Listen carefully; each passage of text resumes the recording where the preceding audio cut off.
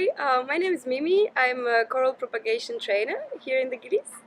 And yeah, I've been diving all my life and decided to focus on coral for the moment. That's wonderful. Can you tell us a little bit more about your first diving experience? Sure. So my first diving experience was in Mediterranean Sea at the age of 5. So at that time, there was not yet all that world about diving. It was really just beginning. So we had no BCD, like nothing like that. It was just on my father boat and was going under the boat with a small tank and just exploring around and yeah, simple, very simple. And since that, I never really stopped diving. In the moment, I stopped teaching normal diving because I really wanted to focus, like I say, on the corals and on the education for the people to realize different things and start to dive with more purpose and with knowing what they're doing. So yeah, mostly that, just about the ocean now. Great. How did you get there? Like from diving as a child until getting such a great career actually and helping the ocean? I travel around all my life. My family have always been travelers, so always following them. And I arrived on Trawangan when I was 14, and I met Delphin with the Gili Eco Trust. And that was my first step with the biorocs and the corals. And yeah, we always been close to the ocean with my family. My sister is an oceanograph, so I always kind of follow her studies and things like that. That was very interesting for me. But yeah, I think here in Trawangan 10 years ago was my first step into protection, coral protection, and yeah, ocean care. That's great. So is this when you actually got certified diver or? I got official certified diver when I was in Bali in 2009, actually. And then arrived in Trawangan and start diving with big bubbles. That was like the old school Trawangan. It was really different than how it is now. And they just proposed me after my advance that I was very comfortable on the water and they not used to see like kids that good with the water, and they proposed me to just learn with them in exchange. So I was learning as a staff first, so getting the gear ready for the customers on the boat. Then they take me with them to see how was the guiding and just make me learn more about it as a kid. But yeah. That's wonderful. All right. Can you tell us any story that is like that stands out from your diving experience? Yeah, I have many actually, because when you dive around the world, many things will happen to you. But I have that special one that really marked me and was in the Caribbean, in St. Martin Island, where I'm originally from. And we went for a dive on an exercise on a 60-meter technical dive, like very serious dive, was on the wreck. And then my instructor just looked at me and made me stop all the exercise I was doing and tell me to listen. And we just stop and start to hear the whales singing, which for me was one of the more marking and amazing experience I had. And since that, I really want to go dive with the whales, like very close with them, not just listening to them, because I think they're very magical. And yeah, we came out of the dive like the heart was full. It was amazing. That singing was really amazing. Fantastic. Um, all right. Where have you dived around the world? And do you have a favorite spot? I cannot really say I have a favorite spot, because for me every destination, every dive site will give a different way of seeing it, different good things and other bad things. But yeah, like I dive in Mediterranean a lot. Start diving there, like I say, my first dives was there, and then I started diving in Caribbean where I was living. Then I traveled to Indonesia, and then started to dive around Indonesia. I went to Micronesia, Polynesia, and yeah, they all have different, very beautiful aspects. Like south of France for me, the Mediterranean Sea in south of France and the Baleares, south of Spain, are very nice for the topography. So the walls, the caves, like it's very interesting diving there. The the marine life was it's not so full of marine life, but if you know where to look, then you can really find life everywhere actually. Like in different holes, you can go and see those little shrimps, octopus eggs, but more like that. You will not really have like mantas or things like that in those places. You can see them, but it's not so often. But then, yeah, the topographic was very exciting, like adventurous for me. So very nice. Then in the Gillies, by example, you have an amazing marine life. I would call more aquarium diving because it's very easy. It's just tiny current sometimes, but not so strong. So you can just go have a nice time, see many different fishes, many corals, colors, like very nice. But then, if I would say my favorite on my point of view, because I'm a coral lover, would be for now Komodo. Komodo and yeah, Komodo for the corals. And one that I've been also very, very excited that I forget to mention earlier is Egypt in Red Sea. Red Sea is amazing. The life, it's a mix with everything. You can have big walls, like very interesting topography. Corals are amazing. It's gardens of coral, like healthy coral everywhere. The life, marine life, the sharks, the dolphins, the fish, like everything. So yeah, I can say Egypt actually because of everything's together. We touched upon this, but still, which is your favorite marine life and why?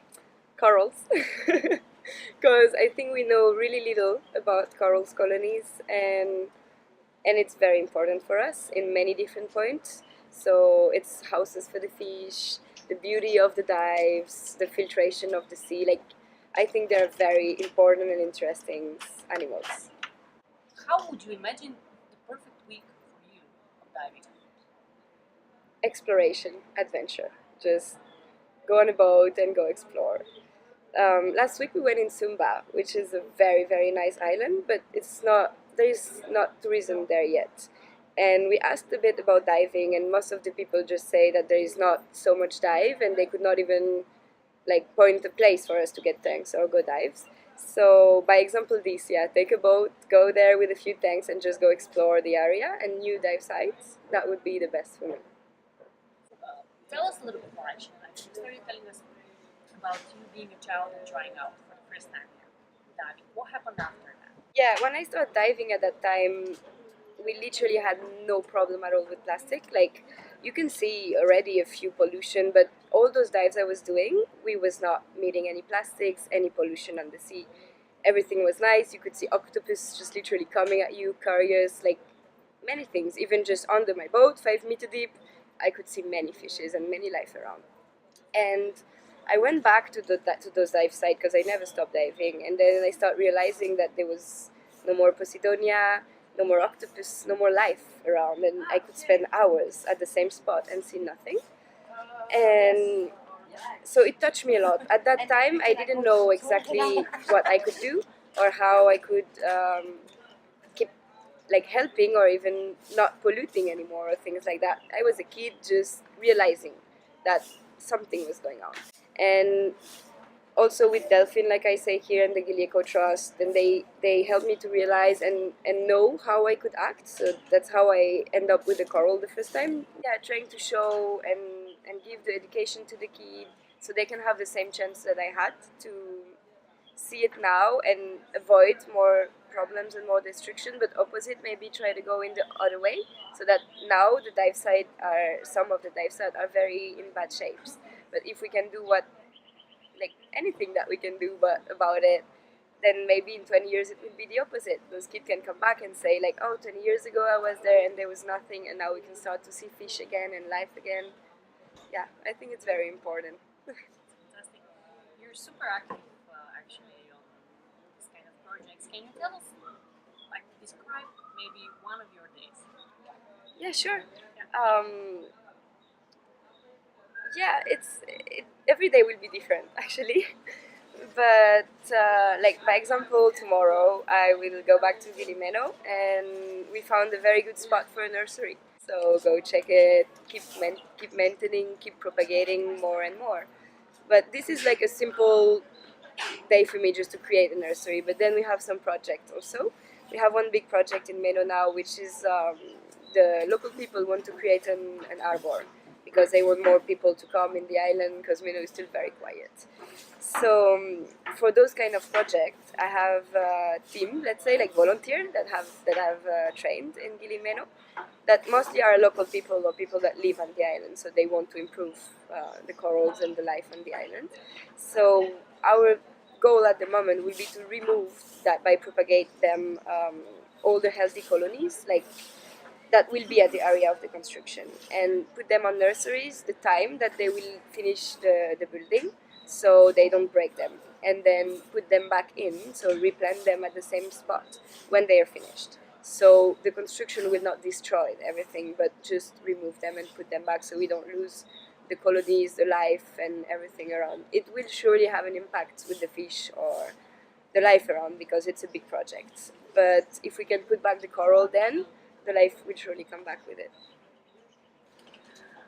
Maybe tell us also a little bit more about what is it to live on such an island?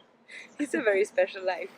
Um, I always like that. I like quiet place, and actually, the fact of working with coral also it's not including so many tourism at the moment.